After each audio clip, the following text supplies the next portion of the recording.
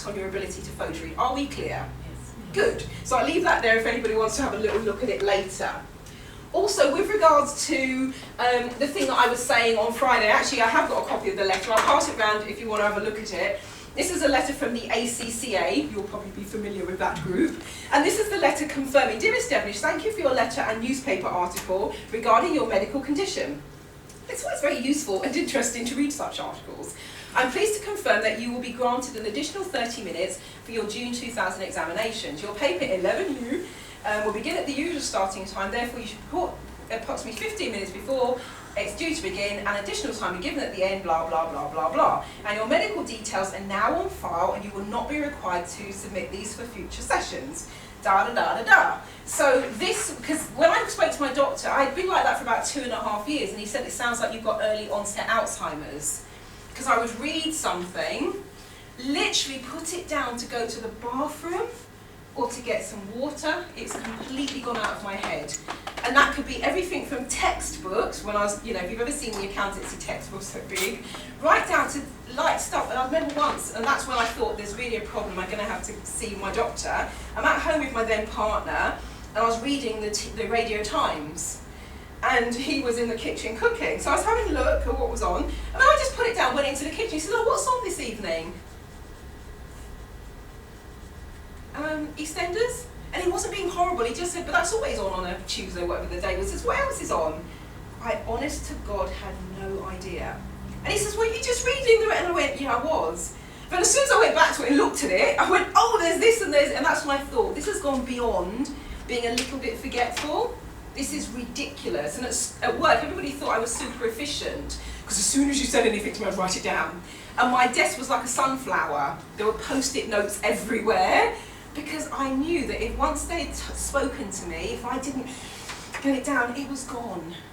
It was gone, and I tried everything. Vitamins, I was upside down on my head because I'd read that if the blood gets to your brain, it will improve it. Ginkgo, but you name it, I was doing it all. And that's when I thought, this has gone beyond me, I've got to go and see my doctor. And then they did some tests and, you know, asked you, he said, I can't explain it, but it sounds like early onset Alzheimer's. And this, I was coming in, I was what, 30, 31 at the time? That's gutting. I'm like, oh my God, and I was like that for nearly 3 years. Until those photo reading tapes landed on my doorstep. And within 6 weeks, I'd gone from, because when I was doing my practitioner and I had that really dismal test, Paul Vernon was what you call running the room. And people were putting their hand up and calling him over. He was going over, answering their question, going to the next person, answering their question, going to them, and then he's standing up doing morning sessions. And I was sat there and I thought, oh my God, I want to be like that one day, where I can be in a room and somebody can ask a question and I can just answer. 6 weeks later, that was my job. Because I put a goal in my future timeline that when I completed my accountancy studies, I might want to do a bit of coaching. And so I got in touch with the NLP company and says, I see that you have external coaches. Can you just let me know the process? Because in next year or so, I'd like to apply, blah, blah, blah. And they said, oh, funny, we were talking about you in the office this week. All right, I thought they were going to say, God, she's back again, bloody nuisance. Did you see her test, blah, blah, blah. And what they said is, well, the person who's running the room, which Paul was just standing in for, they went back to Australia. They're looking for somebody to run the room. And the goal I put in my timeline on my master practitioner training was, with regards to the NLP hypnosis and stuff, I want to be living and breathing this stuff. Just immersed in it completely and just be totally in flow. And they said, we were wondering if you would be interested in taking that job where you run the room. So that meant I was going to be in the training room 120 days a year. That is living and breathing this stuff, trust me. I was also going to be one of their coaches, and I said in my timeline I put down I want to be doing coaching, training and therapy. I'd love to have my own business, and I just want it to be my life, because I just love it so much. And they said, well, we're going to need you to also be flexible and do some coaching, training and therapy for us. When you're not in the training room, we'd love for you to be able to come and work in the office and do da-da-da-da-da. Because we're a small company, it'd be much easier if you have your own company and you're self-employed. Are you interested? That was in end of October, beginning of November 2000. In January 2001, I started working for them.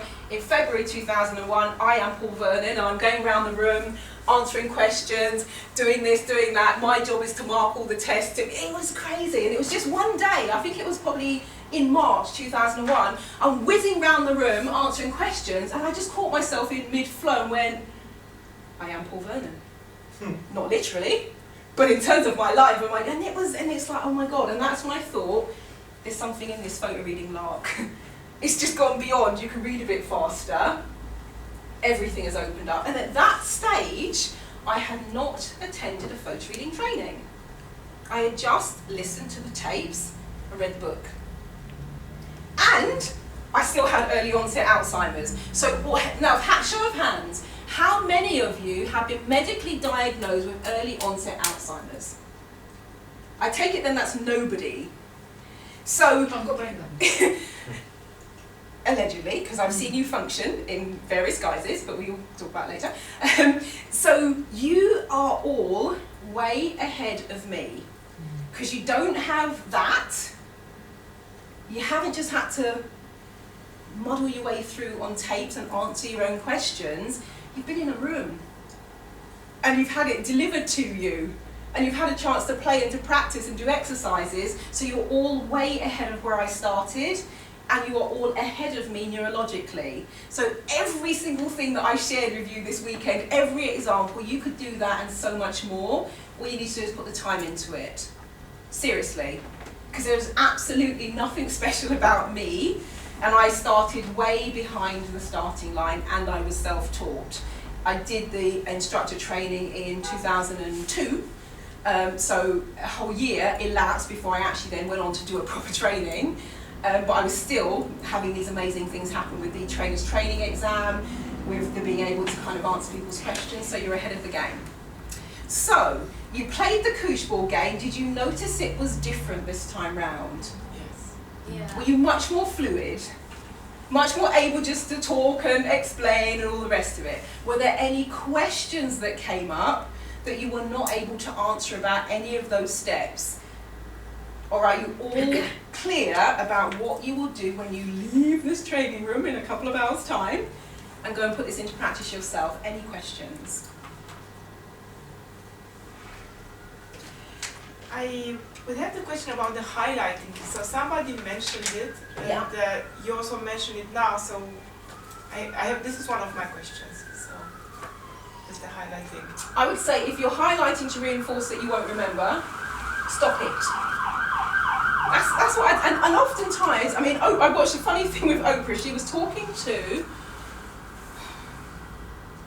Gary Zukav. He's written a book called The Seat of the Soul. And she said when she first got Gary's book, she said it was like a colouring book. She said she started highlighting interesting passages, and then she just realised she'd highlighted the whole book, so there was almost no point. Do you know what I mean? It's like everything's highlighted. So if you look at any of my books, if I've had them for more than 14 or so years, there's no highlighting in them, nothing, and they're just blank. And I realised because my purpose changes, so too does what's important. So something I highlighted is probably then going to distract me later because it's no longer my purpose. So I say if you're highlighting to reinforce a limiting belief, don't bother. That would be my take on it. And also I didn't consider it because if we talked about redefining your purpose, or maybe having more than one purpose and activating it with different purposes in mind, it would just kind of hinder your process of seeing new things, kind of. Yeah, because because the highlight does something. It draws you to it and kind of makes you go in. Yeah. And so I'd say, if you're highlighting to reinforce a limiting belief, don't. And my second question, I think maybe because I didn't pay attention, I was absorbed in something else when you said it. When were we supposed to listen to the CDs? I haven't even talked about that. Somebody Okay. else mentioned it on my behalf. Because I thought I missed it. I was No, like, you oh my didn't God, miss it. great. I've had a couple of people. There are specific ones for exams and anxiety and stress and blah blah blah. But I had one person just use the paraliminal that I'd given them in the room, and they used to use it before their exams, and just said it was a brilliant way to relax. Some people like listening to them at night before they go to sleep. Some like, if they're having a little power nap. They're not brilliant at power naps, but they are fine at listening to the paraliminals. The only proviso is just don't listen to it when you're driving. or doing something that requires a bit of concentration, because the paraliminals they're not hypnotic, but they still put you in. They change your brain waves, and they've got holosync technology layered into them as well, which play with the brain frequency, and that will be different depending on the subject of the paraliminal, because some of them are to relax you, and some of them are to energize you. So listen to them whenever you like, but just not where you have to do something where you need conscious focus. And then just for me to understand, is it good practice to listen to them over time, or is it like to have a boost of whatever you would better listen to it for a couple of it's weeks? as and when. I haven't got any kind of, I think you should listen to it this many times and this many times and this many times, because then people can tip into dependency. Oh, okay. And my whole thing is about independence. Yes. And being able to do a lot of this stuff yourself. When the minute you find yourself relying on something, that's when I'm going to say, we're back to Elsa again now, let it go. Like I had a client, for instance, I had to ban her from carrying crystals.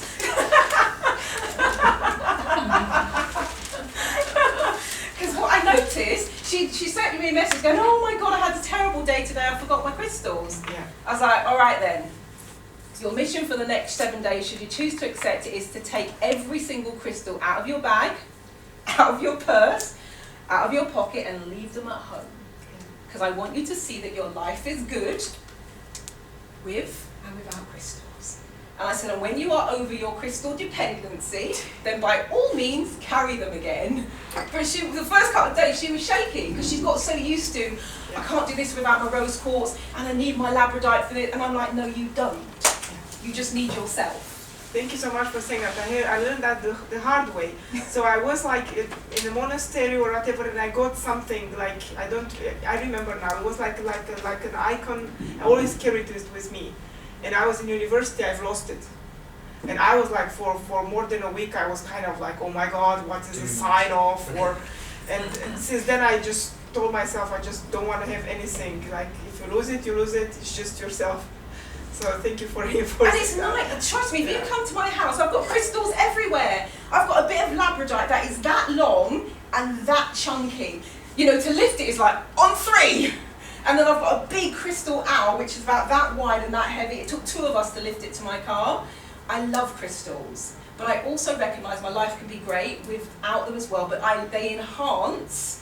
But it's not dependency, because I'm not a fan of dependency. Whether that's dependency on a person, or a technique, or a crystal, or a mantra, I'm not a fan of that, because I'm like, it almost takes away your power. And I want you to know that you are empowered and can do all this stuff, and those other things enhance you. I've got a couple of situations that I've had similar sort of things with. If I explain them, it will be quite a while, so I'm not going to go into the stories. But the key thing to remember is, if it's not with you at that moment in time, there's a reason for it. It's not, you don't need it. So when it's needed, it will come to you. That's the way I think about it. So if it's not in my life, I don't need it right now. Cool. That's it.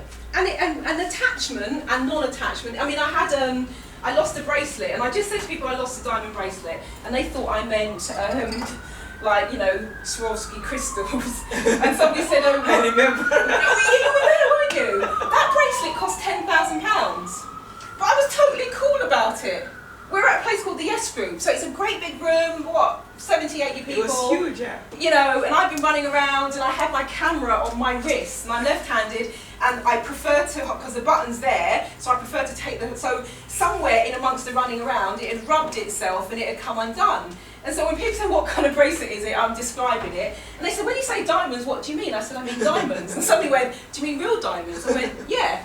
And then somebody went, how much did it cost? I went, oh, it's about £10,000. And he says, well, why aren't you crying? And I was like, it's fine. I said, I've had it for several years. If it's gone, it's gone. And he said, well, somebody might have picked it up. I went, well, if it did, I really hope they recognise what they've got and they don't just think it's glass, and that they really enjoy it. And then I stood in the room and everybody was going home, and I thought, well, somebody's picked it up. Even if I make an announcement that I've lost my bracelet, the person who's picked it up is probably gone. But I'm like, okay, unconscious mind. I love the bracelet. I've had really good use from it. I'm grateful that I managed to enjoy it, because I wear that thing to Sainsbury's sometimes, because I just like the way it sparkles in the sun. And so why would I hide it for special occasions? I paid that much money, I want my money's worth. And I'm standing in the room, I said, okay, if the bracelet is still here and it is supposed to return to me, can you please now let me know where it is? And I just stood there in the middle of the room, and my intuitive voice says, go over to Andy Gray. And I'm thinking, I've not been anywhere near Andy today. And I thought, I've been there once. I went there once, because we've got a stage where Arsene is, and Andrew Gray sits where Jacqueline is, and all I did was this. Click, click, click, click, click. That was it. And then I walked back to where I was sitting, which was at the front of the room. I was like, all right then. So I walk over to Andrew Gray, and there's something was under my foot, so I just went like that to lift my, and as I looked, it was my bracelet that I just nearly stepped on. And I'm like, there we go then, Grace. A guy called Barrett comes up and he sees me do it, and he went, have you found your bracelet? I went, yeah. And he went, oh, let's have a look. Oh, that's really nice. He said, how did you find it? I didn't even go into that explanation. I just said, oh, I just decided to have one more look around. But that's how I found it. But I'd stood there for like 20 seconds. And of all the places it could have been, it was perfect. It was out of the way, so it wasn't in the footfall, because if you didn't know it was there, you could have stepped on it and just crushed it. It was perfect, and it was in a little circle, like a little caterpillar. And I'm like, that's so cool. But it was like, it's gone, I've lost it, it's fine. And people say, why were you so calm? So I'm like, it's an object. That's in lots of people's pockets. Have you got my bracelet? Have you got my bracelet? Have you got my bracelet? But but it was fine. So we got one more little drill for you to do, because I just want you to have a final go at putting everything into practice. So I'm going to tell you what we're going to do, and then we're going to do it. This is an article about mind mapping. And your purpose will be to find one thing either you didn't know about mind mapping, or one thing that you've been reminded of. But start with the premise of one thing you didn't know. So what you're going to do is you're going to get yourself into state. For about 20-30 seconds, you're going to quickly preview the article, and it's 2 and a bit pages this time, so not massively long. Then you're going to have a quick photo read of the article. You remember just flicking backwards and forwards. That might be all of 20 or 30 seconds. Don't bother with a post view, because you already know how to do that if you've done a preview. And then you're just going to activate for one thing you didn't know about mind mapping. When you find the one thing, you might write it on the front, you might write it on the back, or you might do a little picture or symbol. And I'm going to give you about 4 minutes, that's 1, 2, 3, 4, to do that entire process. Any questions? So while I'm handing out the handout, you get yourself into state. So relax your breathing, expanded awareness, your purpose, one thing that you didn't know about mind mapping. You're most welcome.